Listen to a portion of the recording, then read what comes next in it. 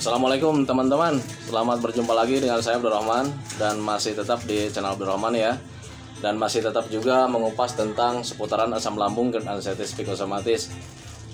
Nah, di video kali ini saya sekarang lagi ada di warungnya Cumei, warung tempat jajan saya karena tadi berangkat dari rumah belum sarapan, makanya saya mampir dulu ke sini untuk sarapan dulu di warung Cumei ya. Ya tempat jajan saya dulu. Ini warungnya nih. Nah itu ibu Cumeinya tuh sedang mengolah sarapan ya buat saya. Nah ini teman-teman ya, warung Cumei dekat sekolah sih sebetulnya, nggak jauh-jauh amat. Jadi sebelum ke sekolah saya mampir dulu ke sini mau sarapan dulu teman-teman ya. Nah itu teman-teman ya.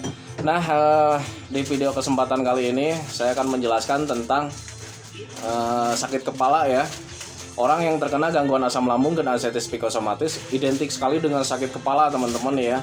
Dan kadang kalau misalkan sedang merasakan sakit kepala karena rasanya sangat dahsyat sekali, itu selalu bingung ya. Kita itu mencari obat, cari solusinya gimana. Nah sebetulnya bukan obat yang dicari ya. Sebaiknya kalian kenali dulu saja penyebabnya dari mana gitu teman-teman ya. Karena ketika kalian mencari obat, itu obat hanya bisa meredakan saja gitu ya teman-teman ya. Jadi ketika obatnya reaksinya sudah habis, sakit kepalanya akan datang lagi. Kalau seandainya penyebab itunya tetap kalian langgar gitu teman-teman ya. Nah itu teman-teman ya. Nah bagi teman-teman yang baru bergabung, sebelum kalian bertanya di kolom komentar, alangkah baiknya kalian tonton dulu video-video saya yang sebelumnya. Karena untuk seputaran asam lambung dan anestesi psikosomatis sudah saya share di video-video sebelumnya. Jadi ketimbang nanti kalian bertanya di kolom komentar, kemudian saya menjawabnya akan lebih panjang gitu ya.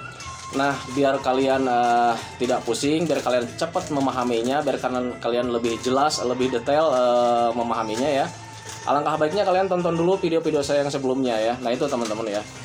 Nah bagi teman-teman yang baru bergabung juga, mohon ya videonya itu di subscribe dulu. Karena untuk subscribe itu adalah hal yang sangat mudah sekali ya teman-teman ya. Tidak memerlukan pendaftaran, tidak memerlukan biaya. Jadi subscribe itu adalah hal yang sangat mudah sekali. Teman-teman itu cukup memijit saja tulisan yang warna merah, tulisan subscribe.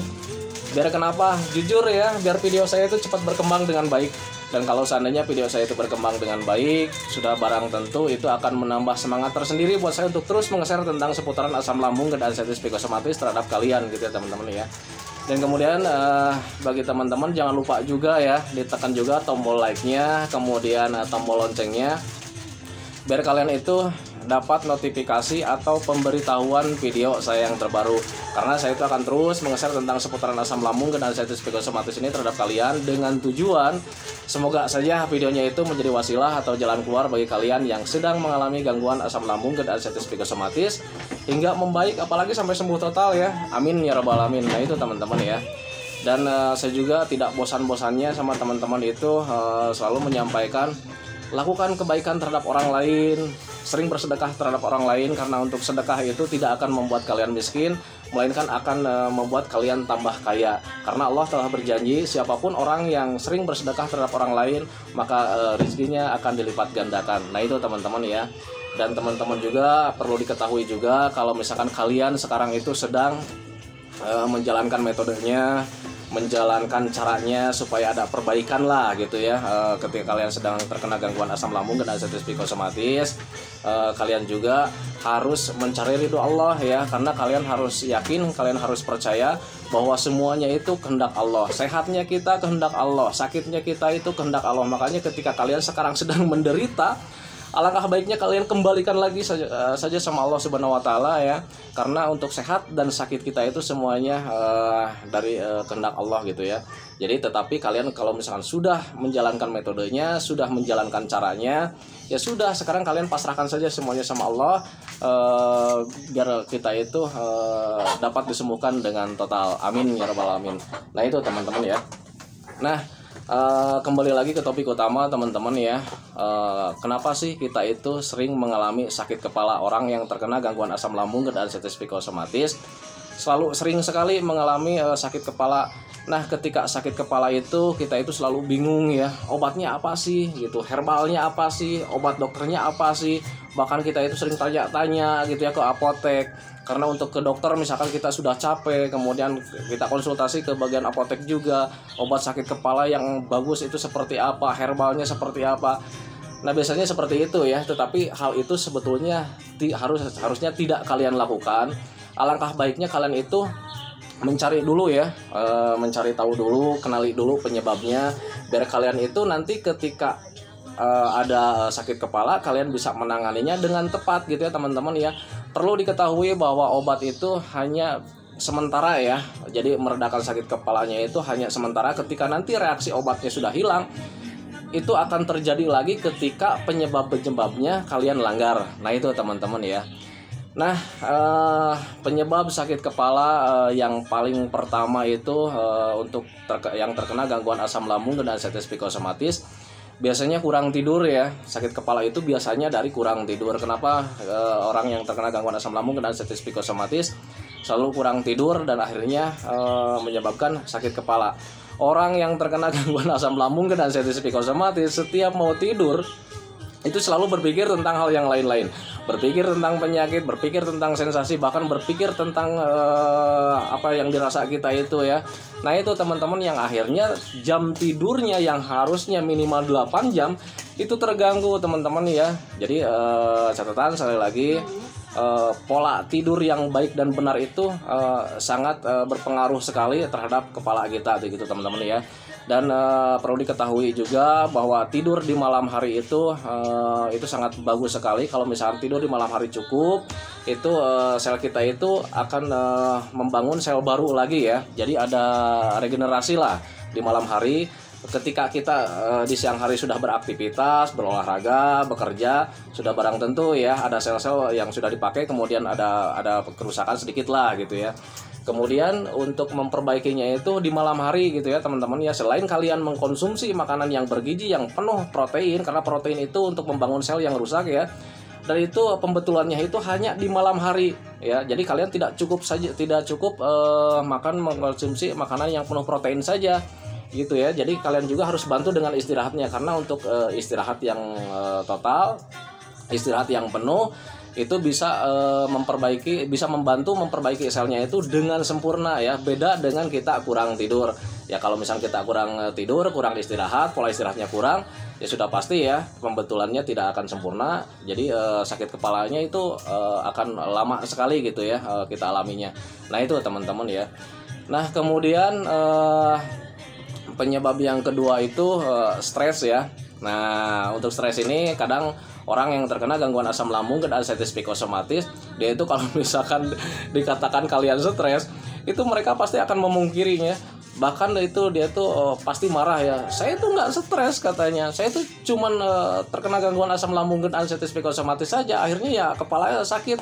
Biasanya seperti itu ya. Tetapi kalian harus tahu, kalian harus pahami bahwa stres ini kadang orang yang terkena gangguan asam lambung dan anestesi psikosomatis tidak menyadari stresnya itu ya. Kenapa tidak menyadari? Karena memang dia itu merasa sehat, merasa biasa-biasa saja. Padahal tanpa disadari kalian itu pikirannya atau otaknya itu sudah dipres dengan berpikir tentang sensasi setiap hari ya, tentang penyakit setiap hari. Kalian berpikirnya seperti itu tanpa disadari. Pikiran kalian sudah terkuras dengan cepat, akhirnya ya stres ya. Nah itu teman-teman ya. Nah untuk stres ini biasa dengan selalu diikuti dengan tanda-tanda ya, dengan tanda-tanda penegangan otot biasanya di bagian belakang, di area belakang kepala ini sampai ke bawah. Itu kalau misalkan kita pegang seperti ini, itu ototnya itu mengeras ya, ototnya mengeras, menegang. Jadi seperti papan lah kalau misalnya dipegang gitu. Kadang untuk menengok ke arah kiri atau ke arah kanan juga itu nggak nyaman gitu ya. Nah itu yang disebabkan dengan stres kita ya. Nah itu teman-teman ya. Jadi ada penegangan otot lah gitu ya untuk stres ya. Nah kemudian sakit kepala juga bisa disebabkan oleh dehidrasi ya. Gitu ya teman-teman ya. Jadi misalkan kekurangan cairan bisa menyebabkan sakit kepala. Perlu diketahui bahwa tubuh kita itu 70%-nya itu mengandung cairan gitu ya teman-teman ya. Jadi cairan itu untuk membantu sirkulasi atau metabolisme tubuh gitu ya teman-teman ya. Bayangkan saja kalau misalkan cairannya kurang ya, itu sirkulasinya baik darah, baik oksigen itu tidak lancar gitu ya. Kemudian cairan itu bisa mengalirkan energi kita, vitamin, protein semuanya itu ya dari cairan juga gitu ya teman-teman ya.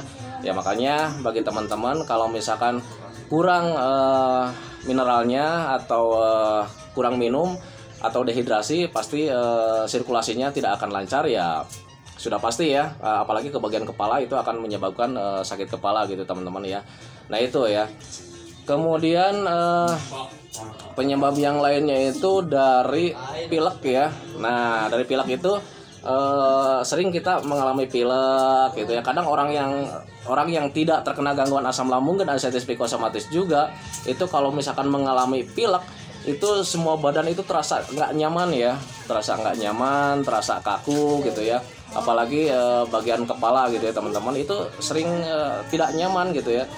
Nah orang yang terkena gangguan asam lambung dan anxiety psikosomatis juga kalau misalkan mengalami pilek itu pasti kita mengalami tidak nyaman ya, baik badan atau baik kepala gitu ya teman-teman ya. Nah karena orang yang terkena gangguan asam lambung dan anxiety psikosomatis ini orangnya terlalu sensitif gitu ya, jadi ada perasaan tidak nyaman di bagian kepala juga, itu pasti terasanya akan lebih besar gitu ya teman-teman ya.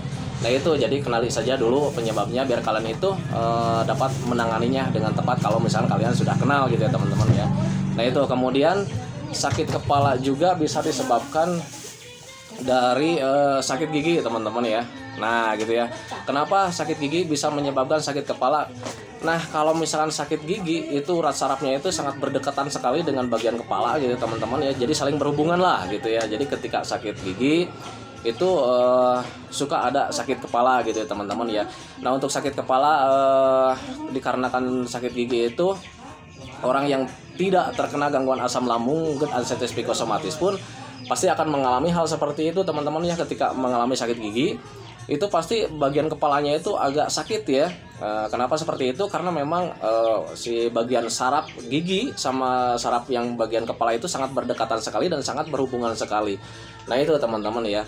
Nah kemudian apalagi ya, yang keenam itu kalau misalkan sakit kepala itu bisa disebabkan kalau misalkan kita minum atau mengkonsumsi minuman atau makanan yang terlalu dingin, kemudian makannya itu atau mengkonsumsinya itu terlalu cepat ya. Nah dulu kan Anda dulu itu pernah Anda juga mengingat ya, tolong diingat-ingat waktu kejadian dulu sebelum kalian terkena gangguan asam lambung dan anxiety psikosomatis. Kalau seandainya kalian itu mengkonsumsi minuman dingin atau makanan yang dingin kemudian mengkonsumsinya dengan cepat, itu pasti bisa menyebabkan sakit bagian kepala ya. Kenapa seperti itu? Nah, untuk mencairkan atau merubah makanan atau minuman supaya ketika dikonsumsi itu suhunya biar seimbang dengan tubuh kita itu butuh proses gitu teman-teman ya. Nah, biasanya makanan yang dingin atau minuman yang dingin itu prosesnya agak lambat juga gitu teman-teman, sehingga mempengaruhi bagian saraf-saraf yang ada di mulut kita gitu teman-teman ya. Akhirnya ya ada penegangan ke atas, kemudian ada rasa tidak nyaman ke bagian saraf-saraf kita yang di bagian kepala ya, akhirnya ya bisa juga menimbulkan sakit kepala. Nah itu teman-teman, itu sepengalaman saya gitu ya. Nah kalau misalkan kalian ingin lebih detailnya lagi, silakan saja konsultasi sama dokter ya. Saya menjelaskan hanya sepengalaman saya saja gitu ya teman-teman ya. Sekali lagi, saya itu bukan dokter, saya bukan ahli hipnoterapi, saya bukan ahli medis, saya bukan ahli penyakit dalam, tetapi saya itu orang yang pernah mengalami gangguan asam lambung dan anxiety psikosomatis ini selang 1 tahun lebih ya teman-teman ya. Nah itu teman-teman ya, jadi ketika saya waktu itu mengalami hal seperti ini, ketika saya pelajari, karena untuk obat-obatan dulu juga saya pernah ya mencoba mengkonsumsi obat-obatan sakit kepala, tetapi tidak ada perbaikan ya teman-teman ya. Nah waktu itu ketika saya mulai parah-parahnya, saya coba hentikan ya, waktu itu saya coba hentikan, akhirnya pure saya meninggalkan obat-obatan ketika saya mengenali penyebabnya, kemudian melakukan metodenya. Karena ketika sudah tahu penyebabnya, kalian pasti akan tahu cara menanganinya dengan tepat. Nah ketika selang ada perbaikan, waktu itu Nah, saya juga waktu itu sampai sempat mantep ya. Oh, berarti ini nggak usah pakai obat lah, saya bilang gitu. Karena untuk obat-obatan ternyata tidak 100% menghilangkan gitu. Ketika penyebabnya kita langgar lagi atau kita alami lagi, kayak macamnya kita tidurnya kurang lagi gitu ya. Kemudian stresnya kita bertambah lagi, kemudian minumnya kurang lagi. Kemudian ada pilek, kemudian ada sakit gigi, kemudian mengkonsumsi minuman atau makanan yang dingin, itu pasti akan kembali lagi, akan terjadi lagi. Makanya untuk membantunya ya ke penyebab-penyebab itu ya harus kita hindari teman-teman ya. Nah itu teman-teman ya. Jadi jangan selalu mengandalkan obat, karena untuk obat itu kalau misalnya kita konsumsi sangat lama sekali durasinya, itu bisa menyebabkan efek samping. Nah itu teman-teman ya. Nah efek sampingnya sangat banyak sekali. Tetapi kalau misalnya kalian sudah mengetahui penyebabnya, kemudian kalian bisa menanganinya secara alami, insya Allah ya, yang namanya secara alami tidak ada efek sampingnya selama kalian tidak berlebih gitu ya teman-teman ya. Kalau misalnya obat-obatan dari dokter atau obat-obatan herbal, apalagi nih untuk obat-obat herbal yang belum jelas penelitiannya, yang belum jelas lisensinya, kalau seandainya kalian konsumsi yang tadinya mau membantu kalian, malah kalian akan terjerumus ya kalau misalkan herbalnya itu salah. Nah itu teman-teman ya. Nah itu teman-teman video dari saya, semoga saja videonya itu bisa membantu kalian, semoga saja videonya itu bisa menjadi jalan keluar bagi kalian yang sedang mengalami gangguan asam lambung dan sensitif psikosomatis. Nanti saya akan share lagi tentang seputaran asam lambung dan sensitif psikosomatis, tentang hal yang lainnya lagi. Semoga saja ya videonya bisa menjadi motivasi lah buat kalian ya, sehingga kalian itu bisa menjadi lebih baik, tambah sehat, kemudian kembali lagi ke kesehatan kalian yang dulu lagi, karena untuk kesehatan yang kayak dulu itu sangat kita rindukan. Nah itu teman-teman ya, doakan saja supaya saya tetap sehat, agar saya itu tetap masih bisa menemani kalian yang sedang mengalami gundah gulana. Karena untuk gangguan asam lambung dan sensitif psikosomatis ini biasanya orangnya itu suka gundah gulana gitu ya, suka bingung, merasa-rasakan gitu ya. Nah itu teman-teman ya, butuh teman gitu ya teman-teman ya. Nah di sesi kali ini semoga saja di video-video saya ini selain bisa menjadi jalan keluar bagi kalian yang sedang mengalami gangguan asam lambung dan sensitif psikosomatis, ya bisa menemani kalian juga gitu ya teman-teman ya. Nah itu teman-teman ya. Nah itu teman-teman, jangan lupa juga tolong bagi yang belum subscribe, tolong di subscribe dulu. Kemudian yang nontonnya yang sering di skip, tolong jangan di skip, biar kalian itu dapat pengetahuannya itu full gitu ya, pengetahuan pengalaman saya gitu ya teman-teman ya. Assalamualaikum warahmatullahi wabarakatuh.